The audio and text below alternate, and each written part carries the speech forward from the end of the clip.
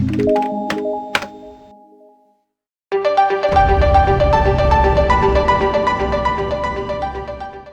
Mark, I see you've been expanding your empire. My empire. Oh, you mean the podcast? Yes, you're now on podcast as well as YouTube. I am. It's your fault you pushed me into this, but I'm glad you did. I'm glad you encouraged me to make an audio podcast out of Evolution Soup, the YouTube channel, because they make very good listening, people are finding, and it's doing really well. I've got 7 episodes up there already. Excellent. And new ones will be coming, and of course there'll always be a link to the original video, so you can go back and forth. But if anyone wants to subscribe to that, I'd be very happy if you did. That is available from Buzzsprout. That is my host, but you can find it on Apple iTunes, you can find it on Spotify and Stitcher, and loads of others.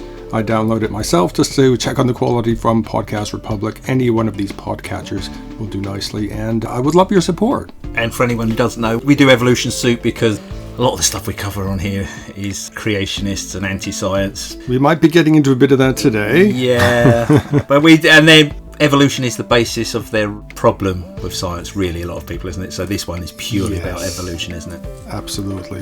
They're fine with animals evolving when it comes to people evolving, because, we're supposed to be God's wonderful created creature. I think it all sort of hinges on that, don't you? It is very funny how on Instagram you get massive kickback if you put a picture of Lucy or something like that up. But if it's an ancient bird or something, hardly any at all. Hardly any comment on it. Yeah. It's strange, but it does give some insight into what bothers them. Yeah. But the great thing is you're making contacts with a lot of scientists, a lot of archaeologists and that, and they all seem more than happy to be interviewed. Yes, and I've got some very interesting ones coming up, so please look out for that. And we're going to go straight into, not that particular story, but first we're going to go to this story from CNN. Did you hear this? What Captain America said? This is really cool. Chris Evans blasts group planning straight pride parade in Boston. Yes, you heard right, folks. Chris Evans blasted a group of men planning to hold a straight pride parade in his hometown of Boston, also my hometown, as homophobic. On Wednesday, the Marvel star who plays Captain America took to Twitter to tell the men that instead of focusing on people's sexual orientation, they should look inside themselves. Now, we're going to read at least part of this tweet which he sent out here, and I think this is really great.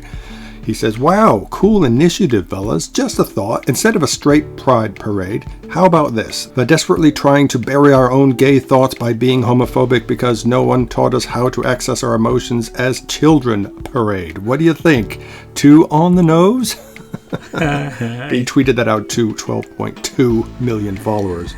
That was a good one. That was a good one. And historically, a lot of people who seem to have this anger at gay pride or gays and that, they seem to have some buried feelings themselves that they don't seem to want to explore. Eventually comes out that way. I mean, why are they spending so much energy on something which doesn't apply to their lives at all? And why are they so offended about it? Why have they been thinking so much about gay sex that they have an opinion on it? I don't think about gay sex. I don't have an opinion on it. It's something gay people do, and that's that. I don't have an opinion on it. The gay couple down the street, and there has been since before you were born, and it's not affected you in any way. So to have strong feelings about this subject, you must have been giving it a lot of thought. Yeah, you have to have been. So it's funny, but it's. Well, the funny thing is they think it's an original idea. I mean, people have been going on for decades about this straight pride nonsense. But their argument is full of false equivalences. Because the reason we have gay pride is because these people have been shamed, bullied, mocked, stigmatised, isolated, beaten, terrorised, assaulted, all for being gay. For centuries. Yes.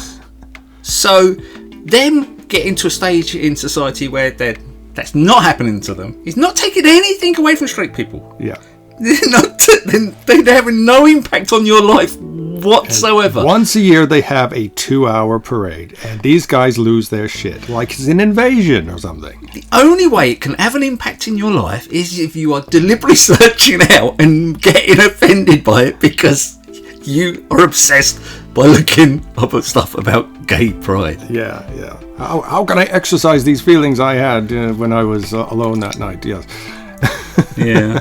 So but good on him for saying that anyway. Absolutely. Yeah. And as he went on to mention, maybe instead of immediately going to anger, which is actually just fear of something people don't understand, maybe take a moment to search for empathy and growth. Yes, he did say that, yes. Yeah. So I think that's a good thing. But this won't be the last time we heard this. This is just going to carry on because it's gay. Well, I don't know about in America, but in the UK it's Gay Pride Month. Yeah. There'll be more of this for the next few weeks for sure. His tweet coincides with June's Pride Month for the LGBTQ community. Yeah. No one's taken away your rights. No one's taken anything away from you guys. Just get on with your lives.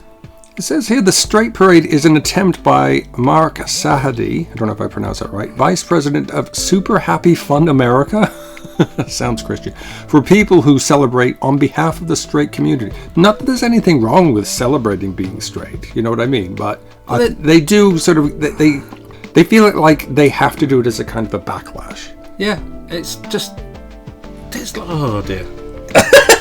It's just confusing. They're celebrating because they're becoming less and less of a minority and less of a persecuted group. That's why. Yeah, that's it. It's just they're not being persecuted anymore, and therefore their horrendous feelings that they have inside themselves, it makes them angry that they really know it's wrong what they're thinking inside their head about beating people up or whatever, and it makes them angry that they're not allowed to do it anymore without being called out for it. Yeah, again, it's losing our privilege, that sort of thing is going through their heads, I think. Which is never a loss of privilege. Exactly. Well, we're going to have to go on now to the aforementioned science denial. This comes from Hemant Mehta, friendly atheist, .pathos.com. Creationists are mocking flat earthers, Neil, for not understanding science. Let me read that again. Creationists are mocking flat earthers for not understanding science. I'm tempted to read that a third time, but I'm not. Creationist Ken Ham says people who think the earth is flat are being ridiculous because they aren't basing their beliefs in science. And if they think the Bible supports them, it's only because they wrongly choose which verses to quote, as if that tells the whole story. Now, you saw this rant, didn't you? Yeah, there's a transcript of it. Shall I read this? Yeah, go ahead. Now, I'm not going to do Ken Ham's Australian accent. I'll just read it. Now, before you contact us to tell us the earth is flat, first, please watch this documentary. Yes, there's a documentary he's produced, yet another one. We've thoroughly researched the supposed biblical and scientific pieces of evidence presented in favor of such a wrong view. It simply isn't taught in Scripture, and the science doesn't support it, although sadly many Christians are being convinced by cherry-picked data that only shows part of the whole story and out of context. Now, this is Ken Ham, the creationist, saying this. If you know someone in the Flat Earth movement, I encourage you to share this documentary with them, and if you're part of it, I respectfully encourage you to humbly view this film and reconsider your position. Now, we're not going to tell you what the documentary is. You can research that yourself. But when I first read that, I thought this was a science, a secular science quote, but this is a creationist quote. The funny thing is, as usual, he's convinced the bits he's cherry-picked out of the Bible are correct. Yeah. Because there's definitely bits in the Bible that say the earth is a disc and it's being held up by posts and it's got a firmament. The four corners of the earth. Yeah, and, so things like that. You can cherry-pick whatever you want out of the Bible as usual. But the hilarious part of this is one anti-science person, one science denier, telling another science denier they're wrong. It's absolutely brilliant. Who thinks that the good proof of the biblical flood is to look at the Grand Canyon and all the layers. I think this may go down in the Grand Canyon, which doesn't make sense at all. I think this may go down as a definition of irony. Yes, and don't forget also that bit in the Bible where Satan takes Jesus up to the top of the mountain and shows him the whole earth. Yes. Now, maybe you could say he did it in a magical sort of way, I don't know, but I think the writers were thinking from a flat earth perspective. Yeah, well, if you go up high enough, you see everything. Have to be, don't they? Yeah. Have to be. Of course, they thought the earth was flat in those days. But the hilarity of him saying, I wonder if he's going to change his opinion now, though, on young earth, being a young earth creationist. Now he's such a fan of science. Well, I have noticed over the years that creationists are accepting more and more pieces of evolution, of science and evolution, because they can't ignore the mountain of data.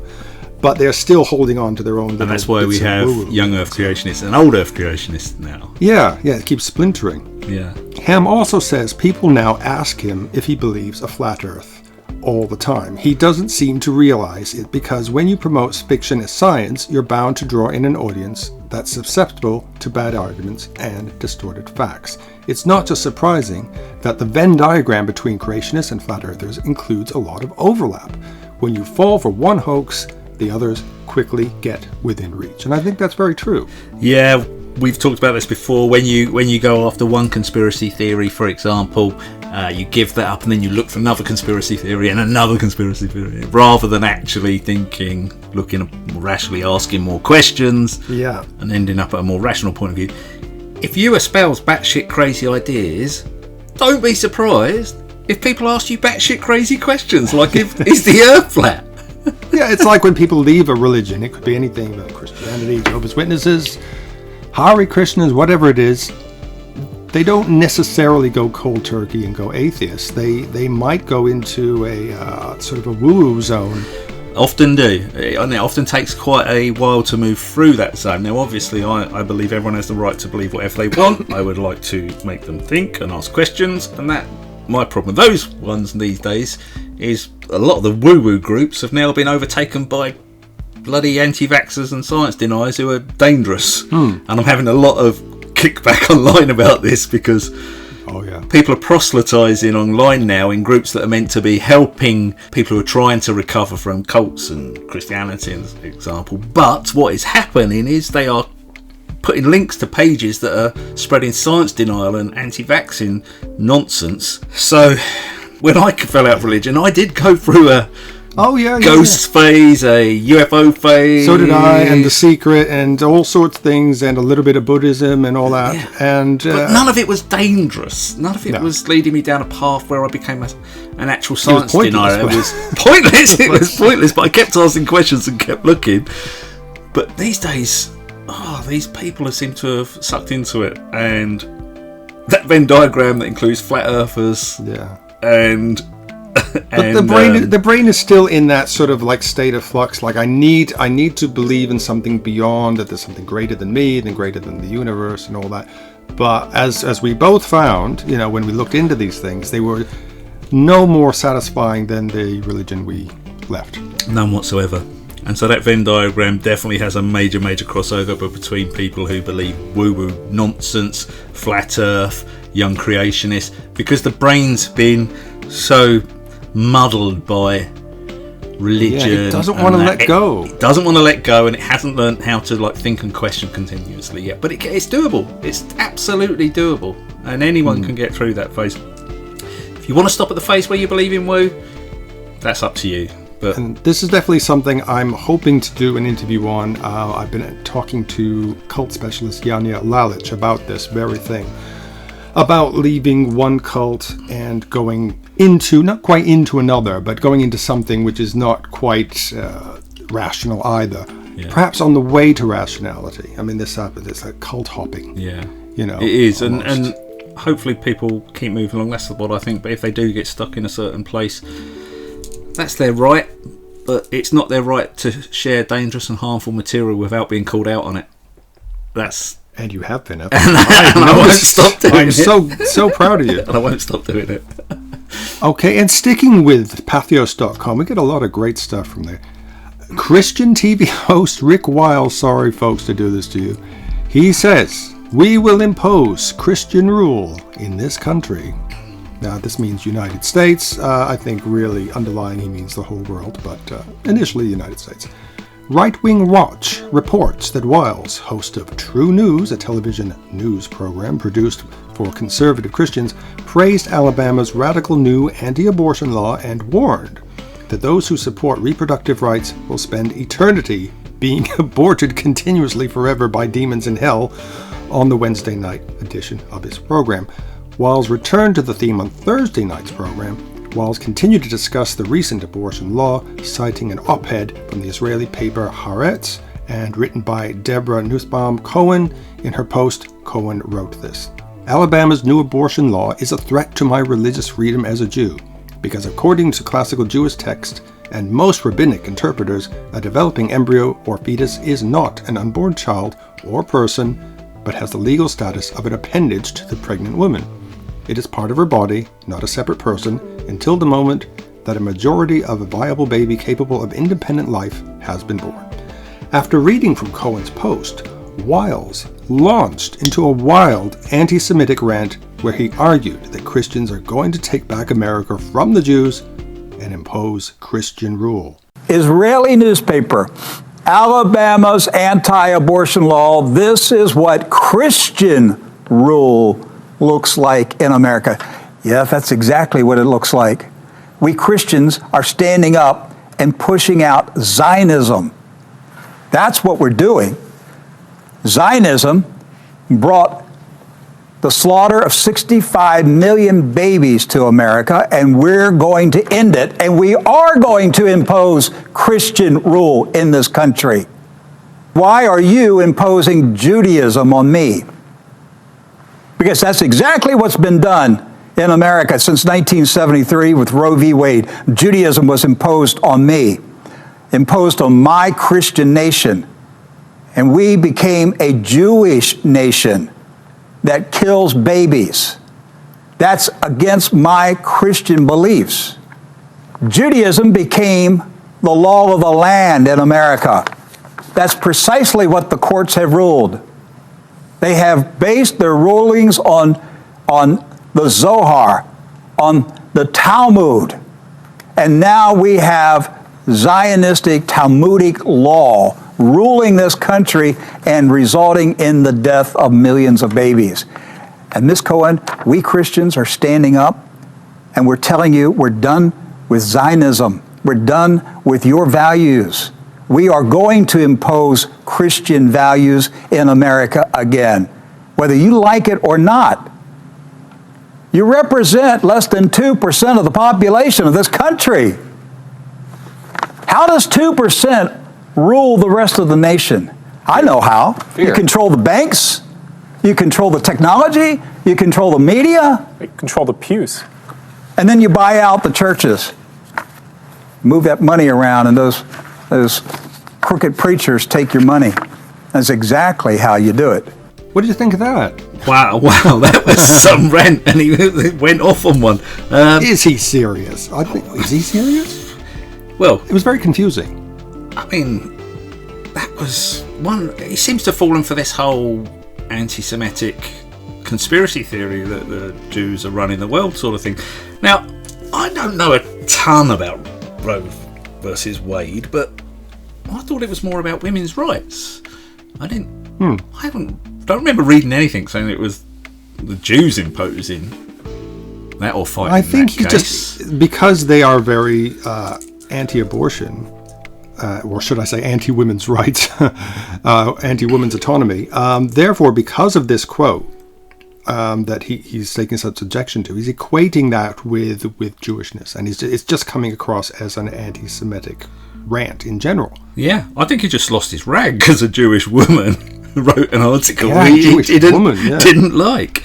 And it's all part of their Bible anyway. I don't understand this, Jesus, King of the Jews. I don't understand. But well, some Christians are still angry at the Jewish community for them killing Jesus. In the story, Jesus didn't exist.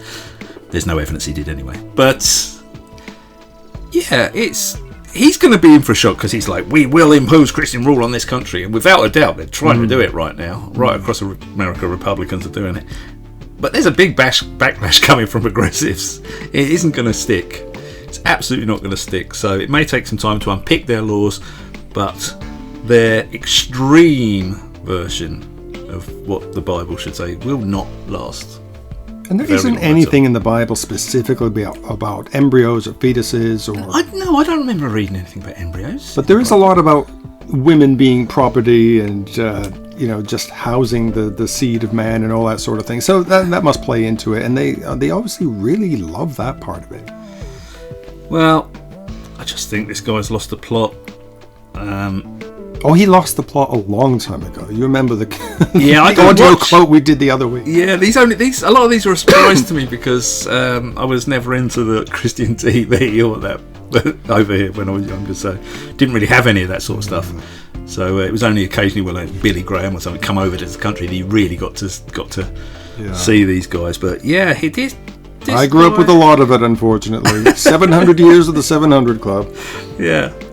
This guy, just well, as it says here on this page, it was a wild anti-Semitic rant.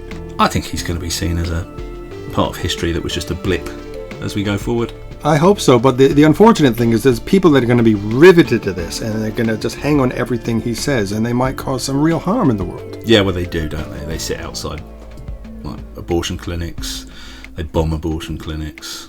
It's just... Yes, they are causing harm, and not only that, they're funding it around the world as well. There's actually abortion protests in the UK that are actually funded by American organisations as well. So they do cause real harm. But you know what, guys? It's a woman's body. They can do what they want with it, and it's tough shit because we're going to win this one. Yeah, absolutely. And on that note, we are going to sit back from all this now and rest our weary brains. Go out and get something to eat. Okay, Neil, thank you again for joining me, and I will see everyone next week.